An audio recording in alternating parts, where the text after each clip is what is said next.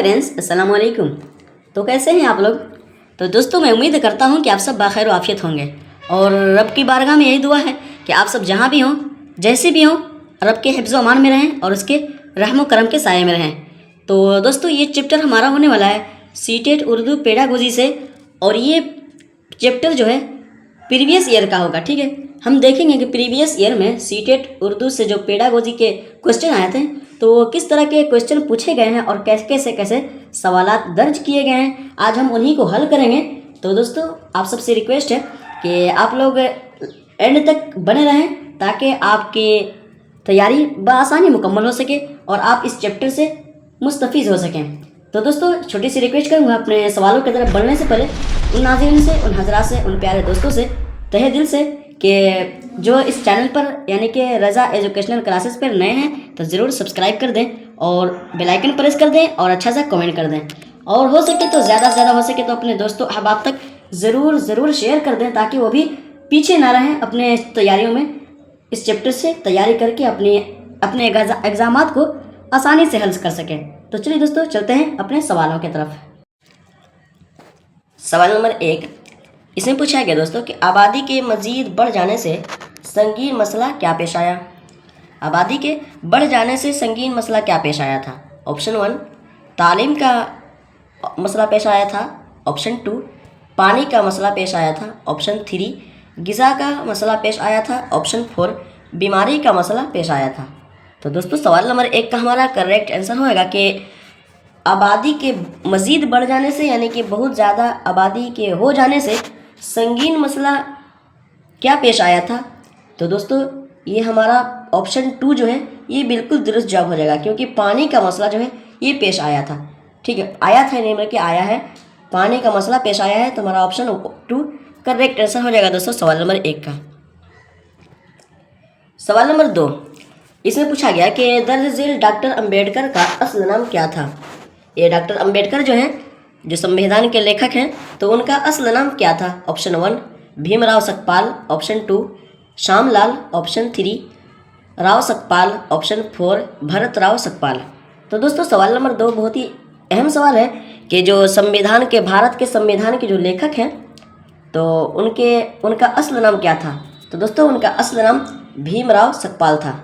भीमराव सकपाल था। तो हमारा ऑप्शन 1 करेक्ट आंसर हो जाएगा दोस्तों सवाल नंबर 2 का। सवाल नंबर 3, इसमें पूछा गया कि दर्ज झेल तालीम की जमा मुंतखब करें।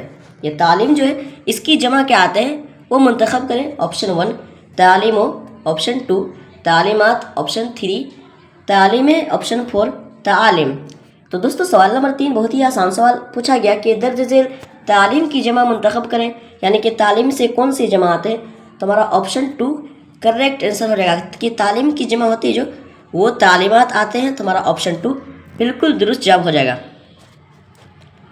सवाल नंबर 4, सवाल नंबर 4 में पूछा गया कि जिससे फेल सादिर हो उसे क्या कहते हैं।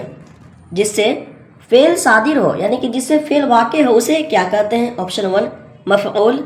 ऑप्शन 2, मसदर। ऑप्शन 3, फ़ाइल। ऑप्शन 4, जुमला।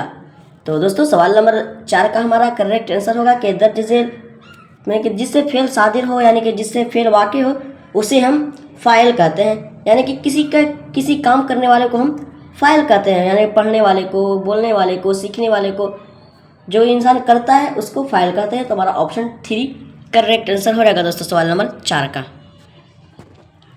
सवाल नंबर 5, इसमें पूछा गया कि देखने वाले को उर्दू ज़बान में क्या कहते हैं। देखने वाले को उर्दू ज़बान में क्या कहते हैं। ऑप्शन 1, नाजिर। ऑप्शन 2, सामिर। ऑप्शन 3, फ़ाइल। ऑप्शन 4, कायल। तो दोस्तों, सवाल नंबर 5 जो है ये उर्दू ग्रामर से पूछा गया कि देखने वाले को उर्दू ज़बान में क्या कहते हैं, यानी कि उर्दू में उसे क्या कहते हैं। तो दोस्तों, उर्दू ज़बान में हम देखने वाले को नाजिर कहते हैं। ठीक है, नाजिर कहते हैं, इसी से आया है नज़ारा, कि तुम क्या नज़ारा कर रहे हो, है ना, क्या नज़ारा कर रहे हो मतलब क्या तुम देख रहे हो, उसी को हम नाजिर कहते हैं। यानी कि नाजिर मतलब देखने वाला, और नज़ारा मतलब किसी ऐसी चीज़ जिसे देखी जाए उसको नज़ारा कहते हैं। क्या नज़ारा है ना, क्या खूबसूरती वाला। तो हमारा ऑप्शन 1 करेक्ट आंसर हो जाएगा दोस्तों सवाल नंबर 5 का। सवाल नंबर 6, इसमें पूछा गया कि दर्ज झेल डॉक्टर अंबेडकर का इंतकाल कब हुआ वाज़ेह करें। ये डॉक्टर अंबेडकर जो है बाबा साहेब जिनको कहते हैं, तो उनका इंतकाल कब हुआ वाज़ेह करें। ऑप्शन 1 1950 ईस्वी में, ऑप्शन 2 1978 ईस्वी में 1988 ईस्वी में, ऑप्शन 3 1956 ईस्वी में, ऑप्शन 4 1952 ईस्वी में। तो दोस्तों सवाल नंबर 6 का हमारा बिल्कुल दुरुस्त जवाब जो होने वाला है कि दर्ज झेल डॉक्टर अंबेडकर साहब का इंतकाल कब हुआ था। तो दोस्तों ये 1956 ईस्वी में इनका इंतकाल हो गया था। 1956 ईस्वी में इनका इंतकाल हो गया था। तो हमारा ऑप्शन 3 बिल्कुल दुरुस्त जवाब हो जाएगा साथियों सवाल नंबर 6 का। सवाल नंबर 7 इसमें पूछा गया दोस्तों कि दर्ज झेल सई का दुरुस्त माना मुंतखब करें। कि ये जो सई जो है सीन आइन या सई का दुरुस्त माना क्या आते हैं। ऑप्शन 1 या ऑप्शन 1 नहीं दिया गया है। चलिए आगे देखते हैं। ऑप्शन 2 सही, ऑप्शन 3 चीज़, ऑप्शन 4 रोशनी। तो दोस्तों सवाल नंबर 7 में जो पूछा गया कि सही का दुरुस्त माना मुंतखब करें, तो ये दोस्तों जो सही है ये भी गलत है, चीज़ है ये भी नहीं होगा। क्यों? ये जो चीज़ है ये चीज़ के मतलब शय होता है, ठीक है। शय से मतलब ये अरबी ज़बान है, शय है ना, तो शय से मतलब हम समझते हैं चीज़, लेकिन यहाँ पर सई है सीन आयन या, तो सई से चीज़ भी नहीं होगी और रोशनी जो है ये भी नहीं होगी। तो यहाँ पर जो छुपी हुई है यानी कि जो लिखा नहीं गया, तो दोस्तों सई का मतलब होता है कोशिश। सई का मतलब कोशिश होता है, ठीक है, कोशिश है ना। तो हमारा ऑप्शन 1 करेक्ट आंसर हो जाएगा दोस्तों सवाल नंबर 7 का, क्योंकि सई का मतलब कोशिश। सवाल नंबर 8 इसमें पूछा गया दोस्तों कि उस्ताद की तरबियत की तकनीक जहां महारतों के फ़रोग़ की नकल की जाती है, यानी कि उस्ताद की तरबियत की तकनीक जहां महारतों के फ़रोग़ की नकल की जाती है। ऑप्शन 1 मुज़ाहिराती वीडियो देखना, ऑप्शन 2 मंसूबा सबक, option 3 micro teaching, option 4 note तैयार करना। तो दोस्तों सवाल नंबर 8 का हमारा बिल्कुल दुरुस्त जवाब होगा कि उस्ताद की तरबियत की तकनीक जहां महारतों के फ़रोग़ की नकल की जाती है तो वो माइक्रो टीचिंग कहलाती है। तो हमारा ऑप्शन 3 करेक्ट आंसर हो जाएगा दोस्तों सवाल नंबर 8 का। सवाल नंबर 9 इसको थोड़ा ठीक से कर लें। सवाल नंबर 9 इसमें पूछा गया दोस्तों कि दर्ज झेल रिया का माना मुंतखब करें। ये जो रिया है, रिया का मतलब क्या आता है। ऑप्शन 1 अक्लमंद, ऑप्शन 2 दौलतमंद, ऑप्शन 3 होशियार, ऑप्शन 4 दिखावा।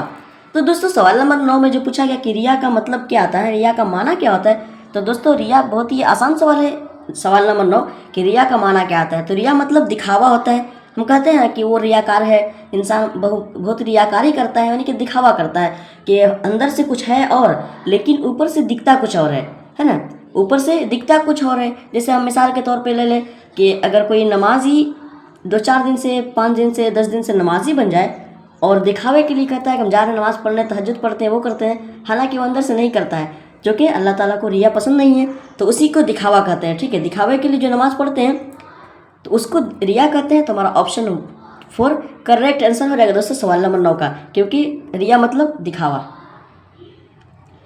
सवाल नंबर 10 में पूछा गया दोस्तों कि डॉक्टर अंबेडकर का ख्याल था कि समाज में बाइज्जत ज़िंदगी गुजारने के लिए डॉट डॉट है, जुमला मुकम्मल करें।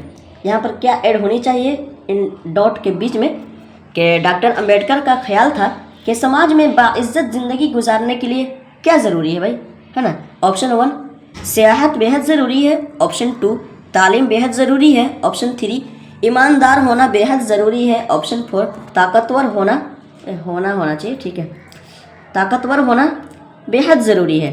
तो दोस्तों सवाल नंबर 10 में जो पूछा गया कि डॉक्टर अंबेडकर का ख्याल था, यानी का ख्याल था कि समाज में बाइज्जत ज़िंदगी गुजारने के लिए क्या होना ज़रूरी है, तो दोस्तों डॉक्टर अंबेडकर का ख्याल यही था कि तालीम बेहद होना ज़रूरी है, ठीक है, तालीम बेहद ज़रूरी है समाज में बाइज्जत ज़िंदगी गुजारने के लिए। तो हमारा ऑप्शन 2 करेक्ट आंसर हो जाएगा दोस्तों सवाल नंबर 10 का, क्योंकि डॉक्टर अंबेडकर जो ख्याल करते थे यही ख्याल रखते थे कि सबके पास तालीम हो, है ना, तालीम बेहद ज़रूरी है ताकि वो अपने माशरे में समाज में ज़िंदगी गुजार सके अच्छे से। सवाल नंबर 11 इसमें पूछा गया दोस्तों कि दर्ज झेल मुजारे की निशानदही करें।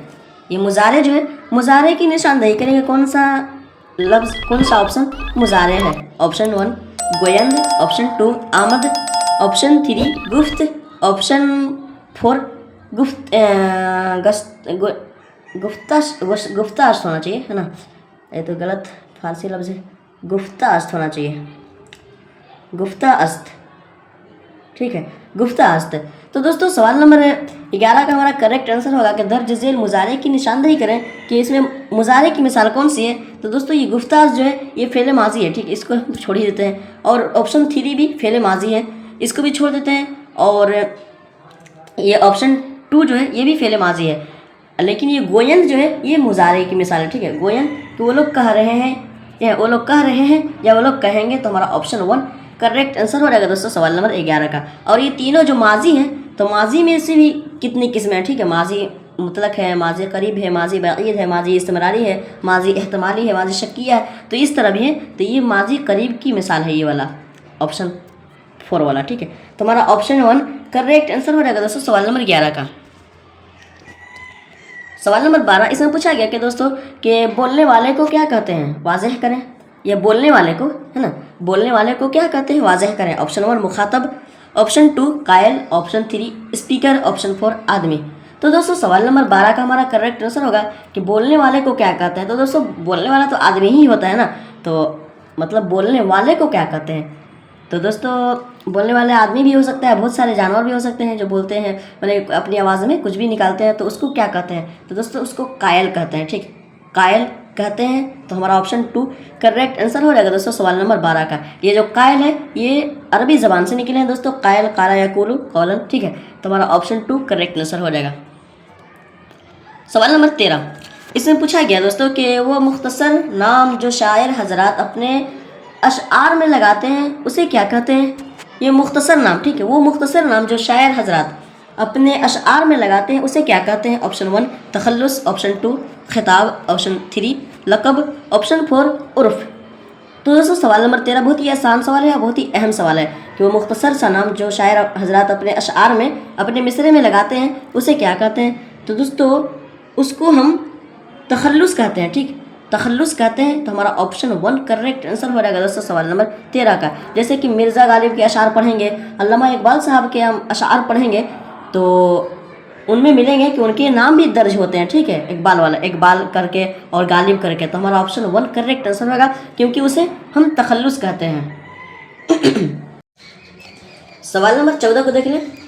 सवाल नंबर 14 इसमें पूछा गया दोस्तों कि दर्ज झेल ज़बान क्या है, सही कलमबंद करें। ए ज़बान जो है क्या है। ऑप्शन 1 बोली, ऑप्शन 2 मुखातब होना, ऑप्शन 3 इंसानी अमल या सही, ऑप्शन 4 समाअत करना। तो दोस्तों सवाल नंबर 14 का हमारा बिल्कुल करेक्ट आंसर होगा कि दर्ज झेल ज़बान क्या है। तो दोस्तों ज़बान एक इंसानी अमल है या सही है। तो हमारा ऑप्शन 3 बिल्कुल करेक्ट आंसर हो जाएगा दोस्तों सवाल नंबर 14 का।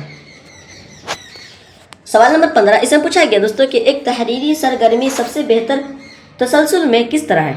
एक तहरीरी सरगर्मी सबसे बेहतर तसलसल में किस तरह है। ऑप्शन 1 खाका बनाना, मवाद इकट्ठा करना, तरतीब देना, ऑप्शन 2 मवाद इकट्ठा करना, खाका तैयार करना, लेक्चर देना, ऑप्शन 3 तरतीब देना, मवाद इकट्ठा करना, खाका बनाना, ऑप्शन 4 मवाद इकट्ठा करना, तरतीब देना, दोबारा खाका बनाना। तो दोस्तों सवाल नंबर 15 का हमारा बिल्कुल करेक्ट आंसर होगा कि ये एक तहरीरी सरगर्मी सबसे बेहतर तसलसल में किस तरह है। तो ये मवाद इकट्ठा करना, फिर तरतीब देना, फिर दोबारा खाका बनाना। तो हमारा ऑप्शन 4 बिल्कुल करेक्ट आंसर हो जाएगा दोस्तों सवाल नंबर 15 का।